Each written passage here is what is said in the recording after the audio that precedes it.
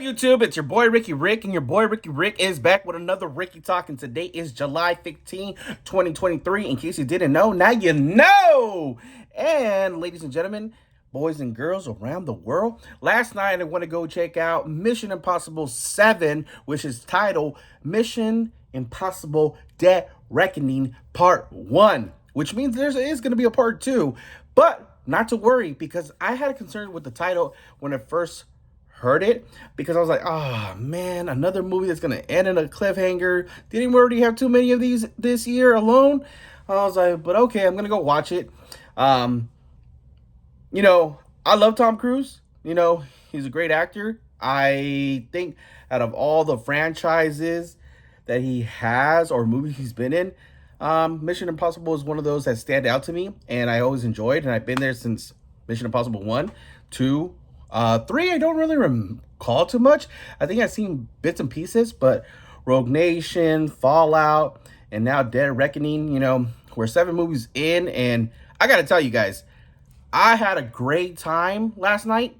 I was a little hesitant about going to watch this movie, but the more I started paying attention, the more I started seeing who was involved and who was attached to this film, the more I paid attention watching this film.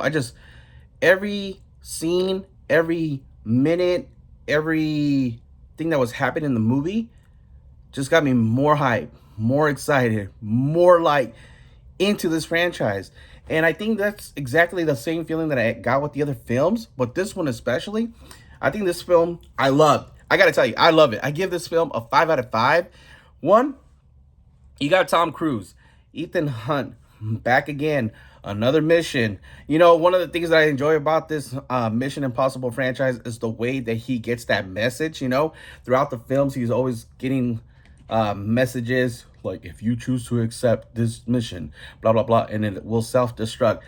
Like, the way he receives it, that message of the mission, and the way it explodes at the end, or it always says this message would terminate self-destruct in 5, 4, and it finds different ways of destroying itself. I always enjoy those moments, man. Another thing, it's cool, watching Tom Cruise doing his thing, his action. Like, if you're looking for an action film, this is it.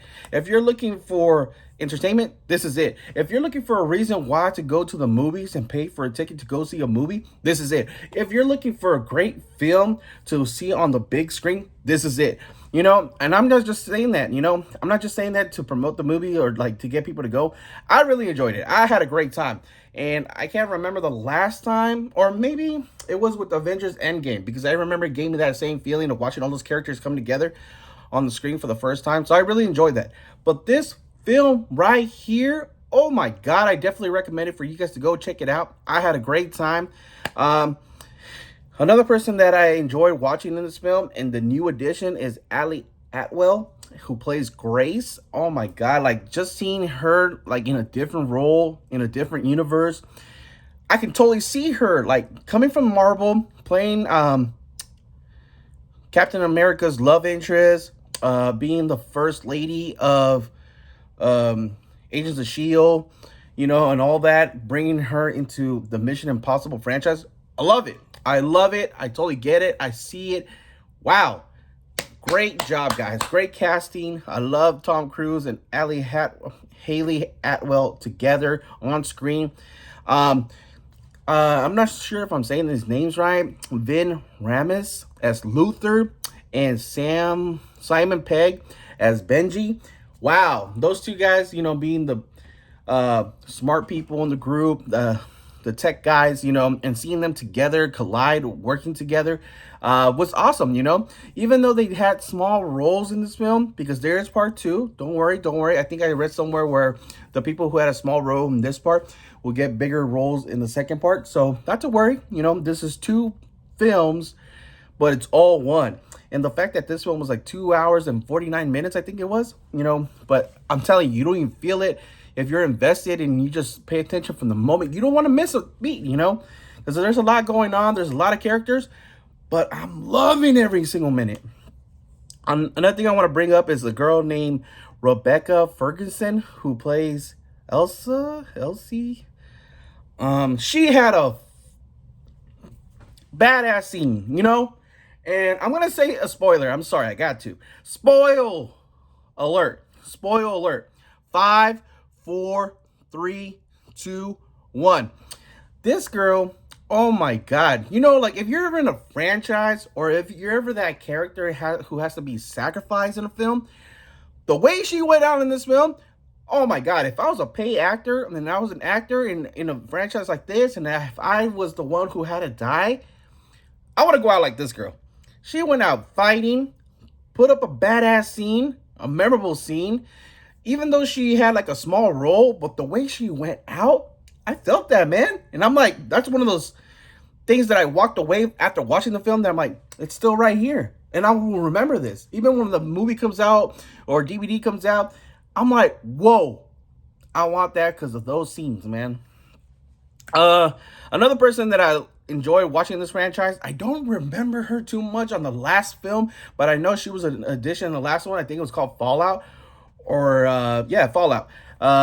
Vanessa Kirby, who I know personally from the Fast and Furious franchise. She became a part of the Fast and Furious Presents Luke and Hobbs. She played Dwayne Rock Johnson's Hobbs' love interest in that, and I thought she did a great job. And seeing her in this role, woo, totally different. I love that. Like, you know, when you hear like an actor is a good actor, and then you see them in a role that you've seen them before compared to a new role they're playing now, and you're like, whoa, she's good.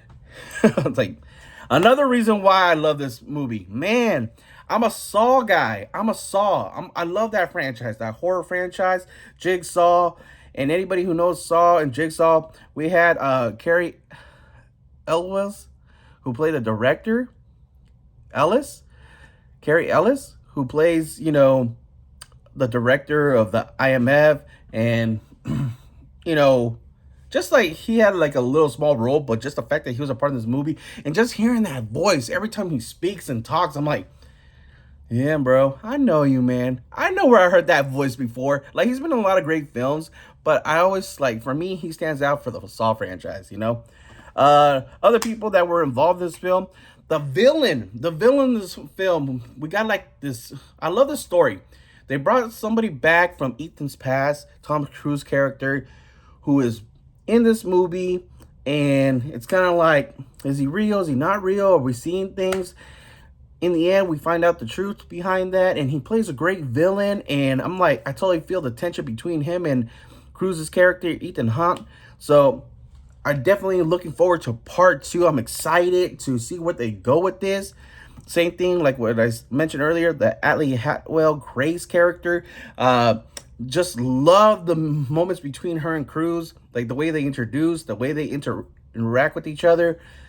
The scenes in Rome, you know, another thing, there's like so many scenes. There's this airport scene, there's this chase scene, the scene in Rome, the final scene towards the end, the one that they keep promoting in the trailer when he jumps off the mountain, the action scenes in the train. Oh my god, this film has so much going on. No wonder they broke it into 2 parts.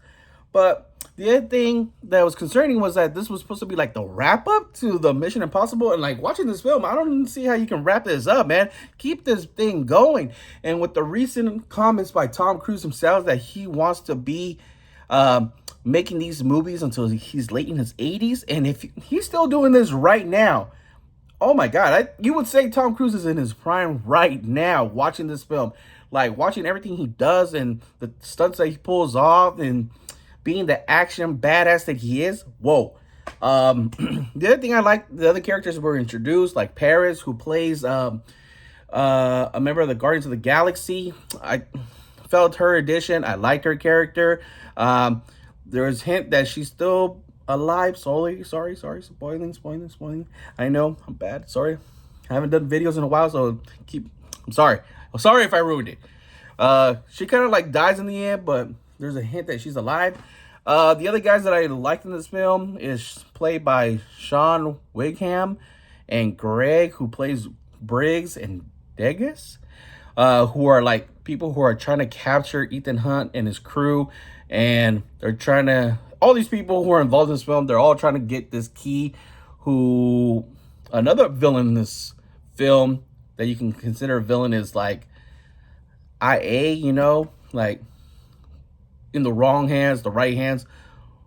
How is this can be helpful or be the destruction of the world that we love and know, you know? I don't know how to like to explain it to you guys, but you know how like everything's controlled by Wi-Fi, everything needs to be connected to Wi-Fi, but like imagine if Wi-Fi was our enemy or devices.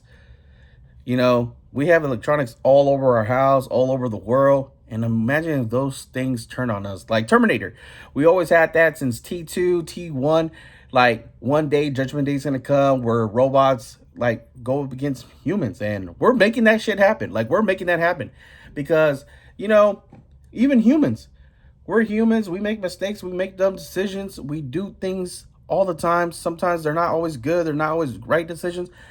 But imagine if we gave that power to robots.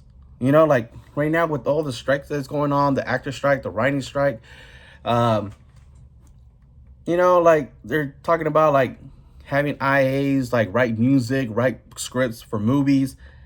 Like, you know, they're already taking over like places like Target, Home Depot, where they don't want people checking out people anymore.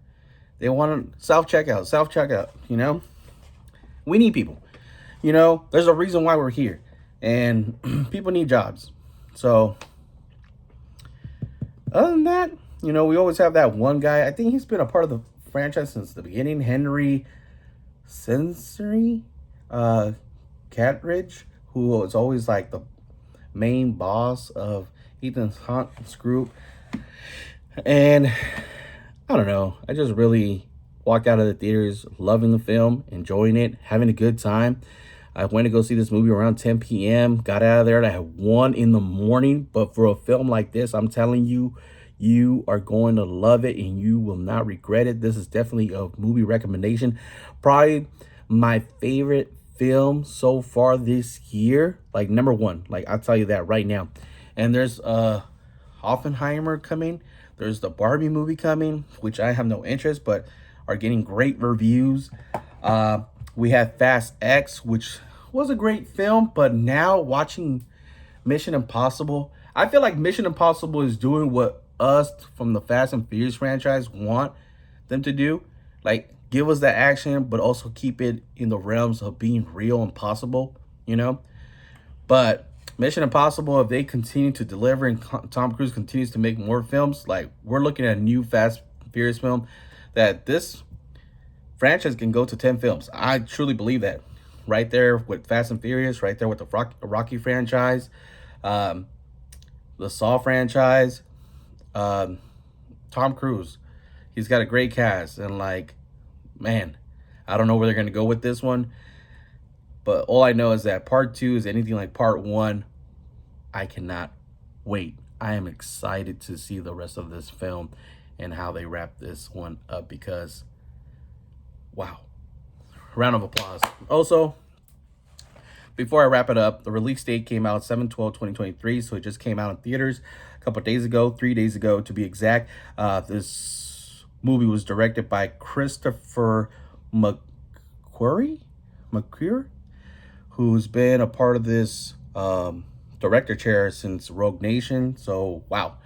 Round of applause to you guys. The stunts, the action scenes, the story, the cast, the music, the tension, the brilliance, the acting. Like I'm telling you, hands down, this is probably my favorite movie of the year. And I definitely recommend you guys go check out and watch it. I've been gone a couple of days. I made this video very long, not intentionally, but just telling you the love and passion that I have for watching this film. And I'm probably going to do a podcast version of this because I really enjoyed the film a lot. And it's been a while since I enjoyed a film like this at the theaters. So, as always, your boy Ricky Rick. If I'm not making you laugh, not making you smile, not keeping you entertained, your boy Ricky Rick ain't doing his job. And you already know your boy Ricky Rick does his job. Until next time, I will see you in the next video. And speaking of video, this video will self-destruct in 5, 4, 3, 2, 1.